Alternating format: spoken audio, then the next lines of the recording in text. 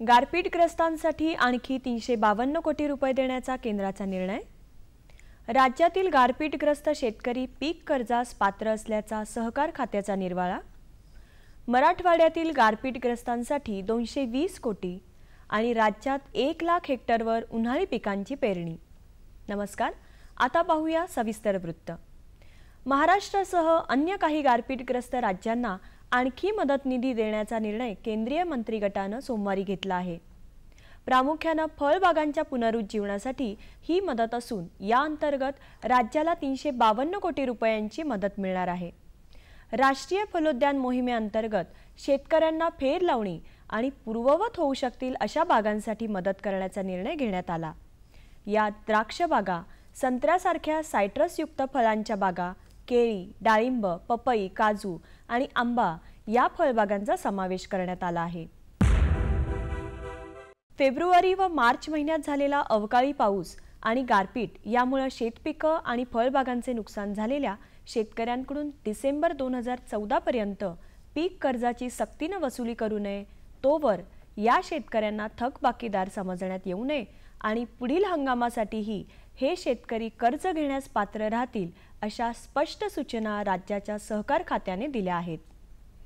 बाधित शेतकऱ्यांना दिलासा म्हणून पीक कर्जाचे पुनर्गठन आणि व्याजमाफीच्या संदर्भातील मार्गदर्शक सूचना विभागाने जारी केल्या असून राज्यातील सर्व बँकांनी त्यांचे तंतोतंत पालन करावे असे स्पष्ट करण्यात आले आहे। गारपिटीत नुकसान झालेल्या शेतकऱ्यांना दिलासा म्हणून त्यांच्या पीक कर्जाचे पुनर्गठन करण्याचा निर्णय घेण्यात आला आहे। मराठवाड्यात गारपिटीने नुकसान झालेल्या शेतकऱ्यांसाठी मदत निधीचा 220 कोटी रुपयांचा पहिला हप्ता विभागीय आयुक्त कार्यालयाला मिळाला असून पंचनामे पूर्ण झालेल्या गावांमध्ये मदत निधीचे वाटप करण्यात येणार आहे। मराठवाड्यात 22 फेब्रुवारी ते 14 मार्च या कालावधीत गारपिटीने 8ही जिल्ह्यांना तडाखा दिला। 74 तालुक्यातील 5123 गावात गारपिटीने मोठे नुकसान केले आहे। एकूण 8,54,000 हेक्टरवरील पिकांचे नुकसान झाले आहे। पंचनामे पूर्ण झालेल्या गावांसाठी पहिल्या टप्प्यातील निधी वाटप केले जाणार आहे। राज्यात उन्हाळी भात, सूर्यफूल, मका, भुईमूग आणि तीळ या पिकांची पेरणी सुरू आहे। गेल्या महिन्याच्या अखेरच्या आठवड्यापर्यंत राज्यात 1,06,000 हेक्टर म्हणजेच सरासरी 77% क्षेत्रावर विविध उन्हाळी पिकांची पेरणी झाली असल्याचे कृषी विभागातर्फे सांगण्यात आले। राज्यात उन्हाळी पिकाखालील क्षेत्र सरासरी 1,38,000 हेक्टर आहे। राज्यातील रब्बी पिकाखालील क्षेत्र 62.43 लाख हेक्टर असून 24 मार्च पर्यंत सुमारे 57.1 लाख हेक्टर म्हणजेच 91% क्षेत्रावर रब्बीची पेरणी झाली आहे।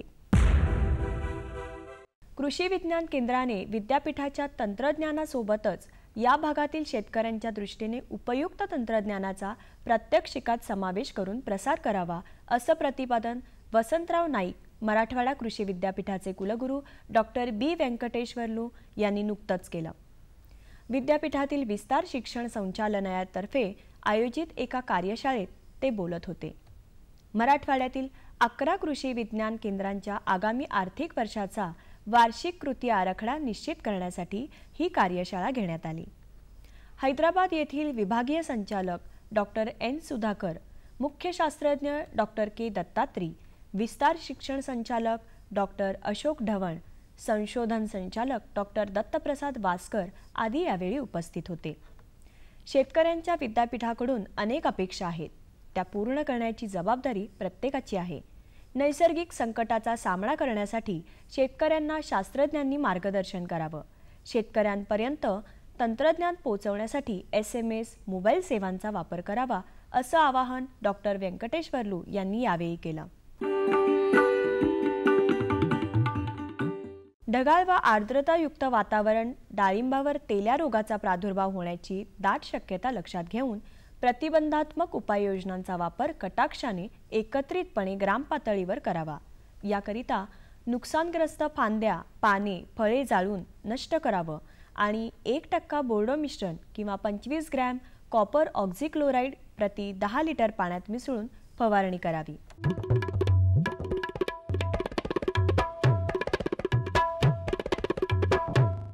आता बघूया पुणे कृषी उत्पन्न बाजार समितीचे काही बाजारभाव प्रति 10 किलोचे।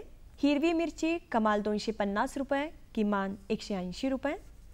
गाजर कमाल 120 रुपये, किमान 100 रुपये। आले कमाल 700 रुपये, किमान 600 रुपये। भेंडी कमाल 125 रुपये, किमान 100 रुपये। ढोबळी मिरची कमाल 250 रुपये, किमान 175 रुपये। काकडी कमाल 100 रुपये, किमान 50 रुपये। लसूण कमाल 300 रुपये आणि किमान 190 रुपये। कृषी बाजारभाव विषयक अधिक माहितीसाठी www.agmarknet.nic.in किंवा www.msamb.com या संकेतस्थळाला भेट द्या।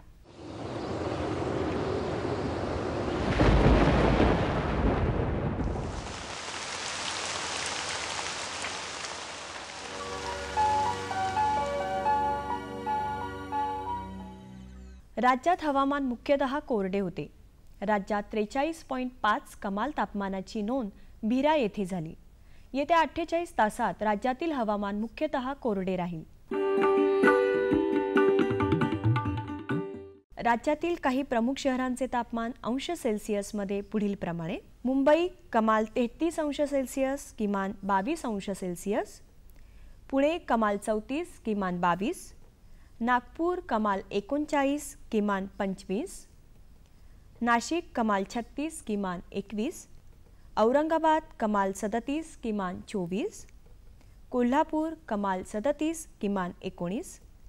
सांगली कमाल 38, किमान 23। सातारा कमाल 35, किमान 21 आणि सोलापूर कमाल 38 अंश सेल्सिअस आणि किमान 26 अंश सेल्सिअस राहण्याची शक्यता आहे। हवामान विषयक अधिक माहितीसाठी भारतीय हवामान विभागाच्या www.imd.gov.in या संकेतस्थळाला भेट द्या। या होत्या आजच्या कृषी वार्ता। पुन्हा भेटूया पुढील भागात। तोपर्यंत नमस्कार।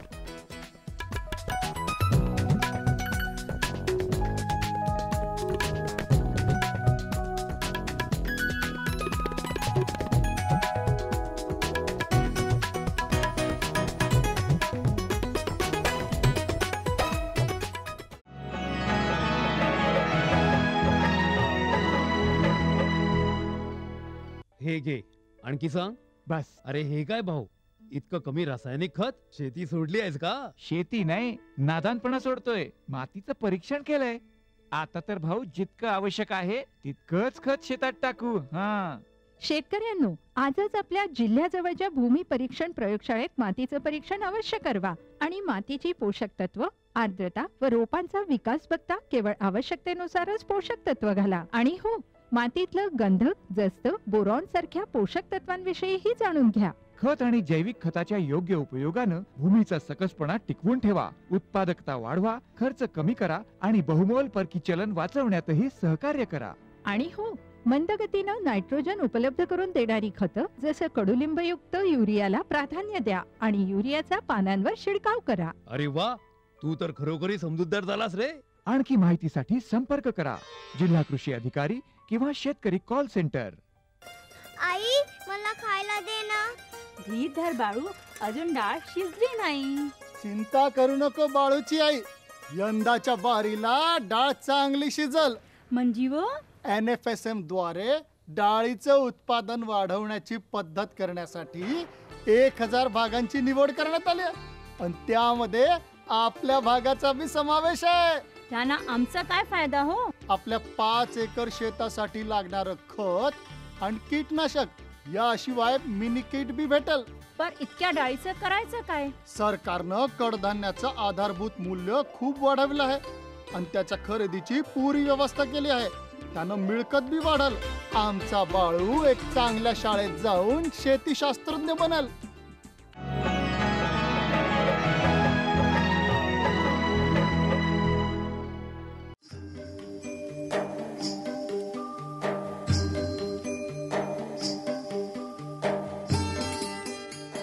शेती हा महाराष्ट्रातला मुख्य व्यवसाय। हा व्यवसाय करत असताना आपल्या शेतकरी बांधवांना खूप मेहनत ही करावीच लागते। लहरी हवामान, पिकांसाठी लागणारं पाणी, वेगवेगळे रोग या सगळ्याशी कल्पकतेने सामना करणारा आपला शेतकरी वर्ग हा खरं तर जादूगारच असतो. कारण शेती करताना वेगवेगळ्या कल्पना त्यांना राबवाव्या लागतात. अशीच एक कल्पना म्हणजे मिश्र पीक पद्धती. आणि ही कल्पना ज्यांच्या शेतीत प्रत्यक्षात अवतरली आहेत ते आहेत राधानगरी तालुक्यातील येळवडे गावातील शेतकरी तानाजी पाटील. यांनी ही मिश्र पीक पद्धत आपल्या शेतात राबवली आहे. ऊस या मुख्य पिकाबरोबरच त्यांनी आंतरपीक म्हणून वेगवेगळी पिकं यशस्वीपणे घेतली आहेत. मी गेली 5 वर्षे ऊसाचे पीक घेऊन मुख्य घेऊन त्यामध्ये आंतरपिकाचं नियोजन करतो.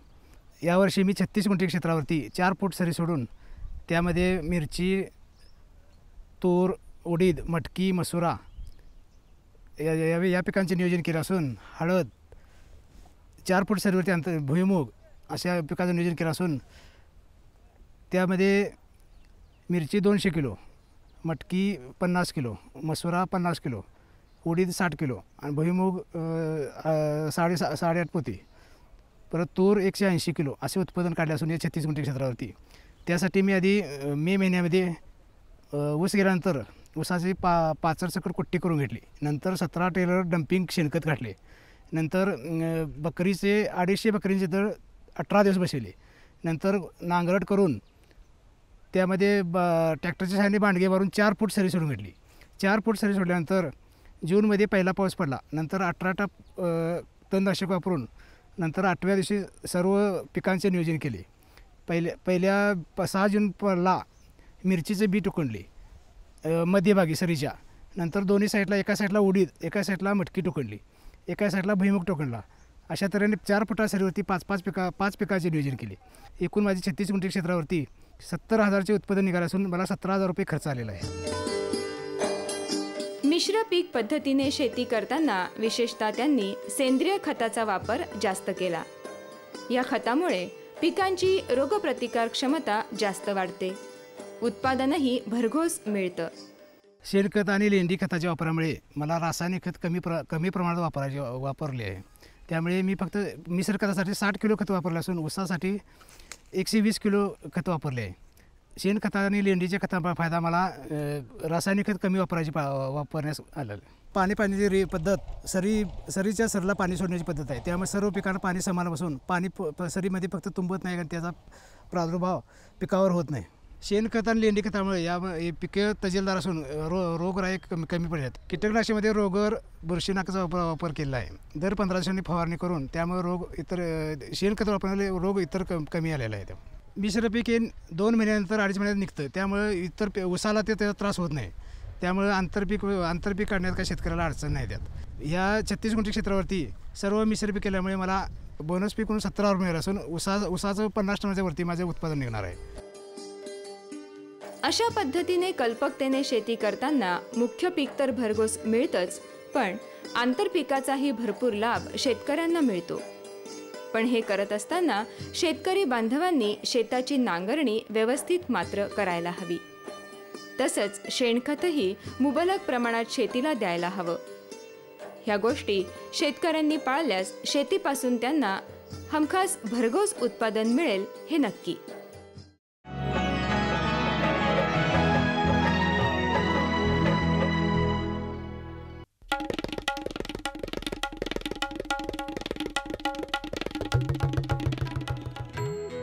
मामी, मी शाळेला जाते बरं. शाळेला? अगं, पण लग्नाच्या वक्ताला तू शिकलेली आहेस म्हणून सांगितलं होतं की. अव मामी, फार्म स्कूलला जातीये शेतीच्या नव्या गोष्टी शिकाया.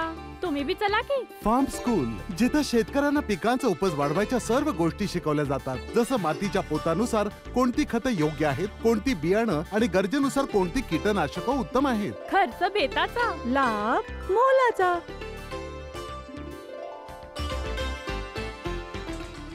सुगंधाच्या दरवळीमध्ये, स्वादाच्या बहारीमध्ये, प्रगतीच्या डहाळ्यांमध्ये, पसरणाऱ्या हास्यांमध्ये, हिरव्यागार झाडांमध्ये, मोठ्या मोठ्या सौद्यांमध्ये, गोड मधुर गुंजनामध्ये, आनंदाच्या चाहुलीमध्ये. NHM बागवानी मिशन.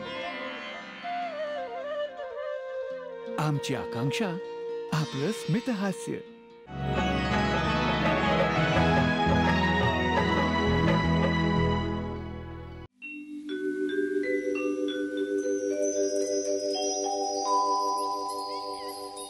भारत हा कृषीप्रधान देश आहे. शेती हा आपला मुख्य व्यवसाय, पण हा व्यवसाय हवामानावर अवलंबून असतो. लहरी हवामान, पिकांवर पडणारे वेगवेगळे रोग अशा अनेक अडचणींचा सामना करत आपल्या शेतकरी वर्गाला शेतीही करावी लागते. पण म्हणतात ना, उद्योगाचे घरी देवता लक्ष्मी वास करी, आणि कठीण परिश्रम केले तर ही देवता नक्की प्रसन्न होते.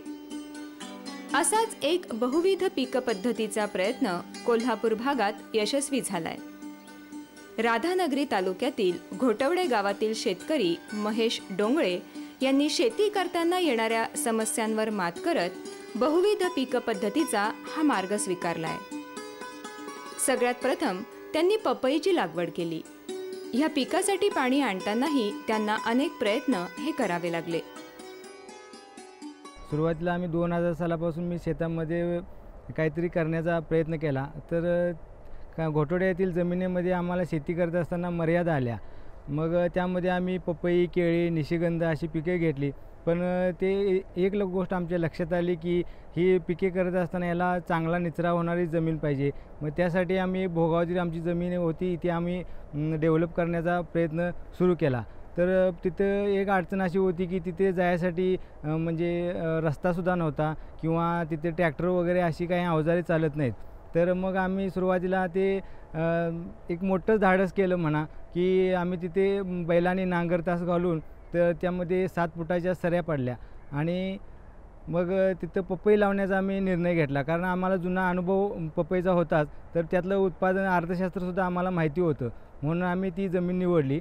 तर आम्ही निवडत असताना तिथं 2 किलोमीटर अंतरावरती पाण्याची सोय होती. मग आता इथं काय करायचं, मग आमच्या डोक्यात एक कल्पना आली की आपण टँकरनं शेती करायची. मग सुरुवातीला हे सगळं वेड्यात काढणारं होतं, पण धाडसानं आम्ही ते करण्याचं ठरवलं. 7x7 अंतरावर लागण केल्यानंतर त्यांना रोज प्रत्येकी झाडाला 1-2 लिटरचं पाणी हाताने द्यायचा प्रयत्न केला. तर त्यात सुरुवातीला आम्हाला सस्यांचा रानटी सस्यांचा प्रादुर्भाव झाला. ते त्यांनी जवळजवळ 1000 झाडं फस्त केली. आम्ही रात्रभर जागरण करून ते ससे हाकलवले, परत ती नवीन त्या झाडांना फुटवा घेतला. असे करत आम्हाला 6-7 महिन्यापर्यंत जे झाड कळीला यायला पाहिजे होतं, पण ते काय आपल्या पाणी व्यवस्थापनामुळे असेल किंवा नैसर्गिक आपत्तीमुळे असेल आम्हाला ते उत्पादन यायला थोडा विलंब झाला.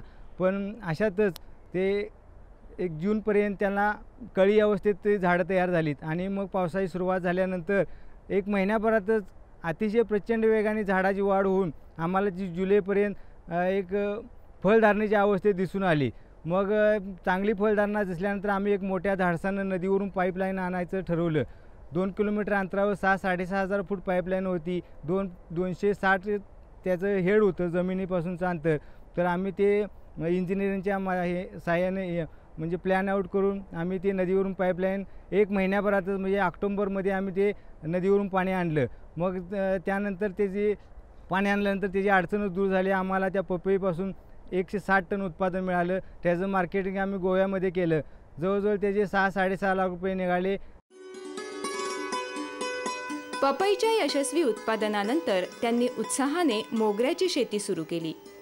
यातही उत्तम व्यवस्थापन करून त्यांनी मोगऱ्याचं चांगलं उत्पादन हे मिळवलंय. पाण्याचे व्यवस्थापन झाल्यानंतर आमची इथली बऱ्यापैकी चिंता मिटलेली. त्यानंतर आमच्या डोक्यात एक कल्पना आली की आम्ही शेती शासनाच्या कृषी विभागाच्या दौऱ्यातनं आम्हाला कृषीभूषण आष्ट्याचे आप्पा चव्हाण यांच्या संपर्कात आम्ही आल्यानंतर आम्हाला मोगरा शेतीविषयी माहिती मिळाली. मग त्यावेळी आम्ही ठरवलं की काय नाही आपण मोगरा लावायचा. त्यांचं मार्गदर्शन घेतल्यानंतर आमच्या असं लक्षात आलं की ह्या अति पाऊस आणि अति थंडीमध्ये हा मोगरा येणार नाही. त्यांनीसुद्धा आम्हाला सांगितलं. पण आम्ही एक मोठं प्रचंड धाडस करायचं ठरवलं. काय नाही एक प्रायोगिक तत्त्वावर मोगरा घ्यायचाच असं आमच्या डोक्यात आलं. त्यांच्या मार्गदर्शनाखाली आम्ही काम चालू केलं. JCBच्या सहाय्याने ते जमीन उकरून घेतली. त्यातील दगड साईडला केले. आणखीन 5x6 फूट 5x2 फूट अंतरावर त्याची लागण केली. जवळजवळ 1900 झाडं आम्ही त्यामध्ये लावली. तर चांगल्या पद्धतीने त्यांचं आम्ही नियोजन केल्यामुळं ते आम्हाला 1.5 वर्षाच्या अथक प्रयत्नानंतर आम्हाला त्याची कळी दिसू लागली. एक चांगल्या प्रकारे उत्पादन आम्ही घ्यायचं ठरवल्यामुळे आम्हाला पहिल्या वर्षी 500 किलो मोगरा मिळाला. त्याचं आम्ही कोल्हापूरला विक्री करून ते जवळजवळ 1.5 लाख झाले. दुसऱ्या वर्षी आम्हाला 1000 किलो मोगरा मिळाला, त्याचे आम्हाला 3 लाख रुपये झाले. आता आम्हाला त्यातले एक आत्मविश्वास झाला की अजून याच्यामध्ये आम्ही उत्पादन वाढवू शकू. पपई आणि मोगरा यांच्या यशस्वी शेतीनंतर महेश डोंगळे यांनी स्वीटकॉर्नचे उत्पादन घेण्याचं ठरवलं. अनेक नैसर्गिक आपत्तींवर मात करत भरपूर उत्पादन हे घेतलंय. याही शेतीत त्यांना कमी कालावधीत नफा हा जास्त मिळाला. हे सगळं पीक घेत असताना महत्त्वाचं असतं ते पाणी. हे पाणी त्यांनी ठिबक सिंचन पद्धतीने शेतीला पुरवलंय. नैसर्गिक आपत्तीला लक्षात आल्यानंतर आमच्या लक्षात आलं की एक कमी पीक फवारणीमध्ये काय ते पीक घेण्याचं आम्ही ठरवलं आणि त्यामध्ये आम्हाला स्वीटकॉर्नची आम्ही निवड केली. आम्ही 2 एकरावर स्वीटकॉर्न केला. त्याचं 4 किलो आम्हाला बियाणं लागलं. माती कमी असल्यामुळे आम्ही पपईच्या बोधावर नांगरट करून त्यावरच ड्रीपच्या सहाय्याने सगळी शेती केली आणि आम्हाला 4 किलो बियाण्यामध्ये आम्हाला जवळजवळ एक 30,000 कणसं आम्हाला मिळाली. तर ते आम्ही 4 रुपयाच्या भावाने आम्हाला त्याचे 1.25 ते 1.5 लाख रुपये त्याचे उत्पादन मिळालं आणि चांगलं म्हणजे एक 90 दिवसामध्ये आम्हाला ते उत्पादन मिळते. त्यामुळे ते सुद्धा पीक आम्हाला जरा बरं वाटलं. बहुविध पीक पद्धतीच्या या प्रवासामध्ये पुढे डोंगळे यांनी गुलाबाचं, वेगवेगळ्या भाजीपाल्यांचं उत्पन्न हे घेण्यास सुरुवात केली. याही पुढे जाऊन त्यांनी एक वेगळा प्रयोग केलाय, तो म्हणजे ऊसाची रोपं तयार करून त्यांनी ती विकायला सुरुवात केली. तसेच असंच आम्ही शासनाच्या ह्याच्यातून दौऱ्यामध्ये आम्हाला नवीन काहीतरी बघायला मिळत असल्यामुळे आम्ही गुलाबाची लागवड करायला ठरवलं. तर आम्ही ते पावसाळ्याच्या जूनमध्ये आम्ही ते जंगली काडी आणून त्याचे 2000 रोपं तयार केली आणि ऑक्टोबरमध्ये त्याची नवीन शेतामध्ये लागवड केली.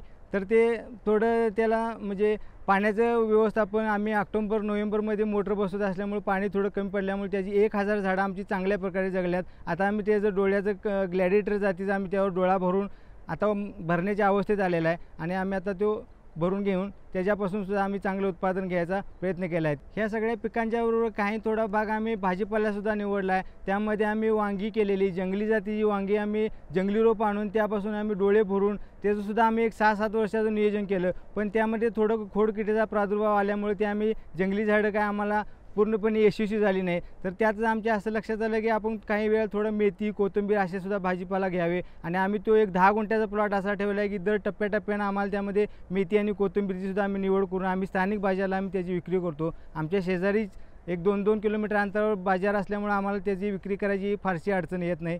डोंगरामध्ये शेती करत असताना काही वेळेला मर्यादा येतात. तर आम्ही अशातच एक 10 गुंठ्यावर ऊसाचे 3 जाती लावलेल्या आहेत आणि त्यापासून आम्ही कारखान्याला तो नळ घालवता त्यापासून आम्ही ऊसाचे डोळे करण्याचा, विक्री करण्याचा एक छंद जोपासला आणि त्यामध्ये आम्ही एक 4 वर्षामध्ये पहिल्या वर्षी 20,000 रोपं विकली, दुसऱ्या वर्षी 40,000 विकली, ह्या वर्षी आम्ही 70,000 रोपापर्यंत त्याची विक्री केली आहे. त्यापासून तर आमचं अर्थशास्त्र सुधारण्यास मदत झालेली आहे. जमीन कशीही असो, मेहनत ही महत्त्वाची. विशेषतः डोंगरावर शेती करताना मर्यादा ह्या येतातच.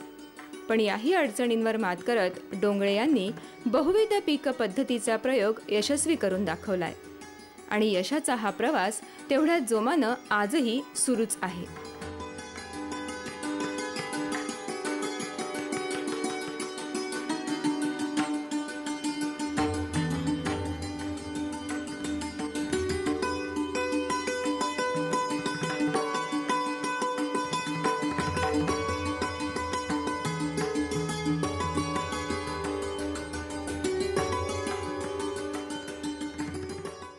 आमचा पत्ता निर्माता कृषी दर्शन, दूरदर्शन केंद्र पुणे. आमचे ईमेल ID असे आहे ddkpuneकृषी@hotmail.com आणि ddkpuneकृषी@rediffmail.com.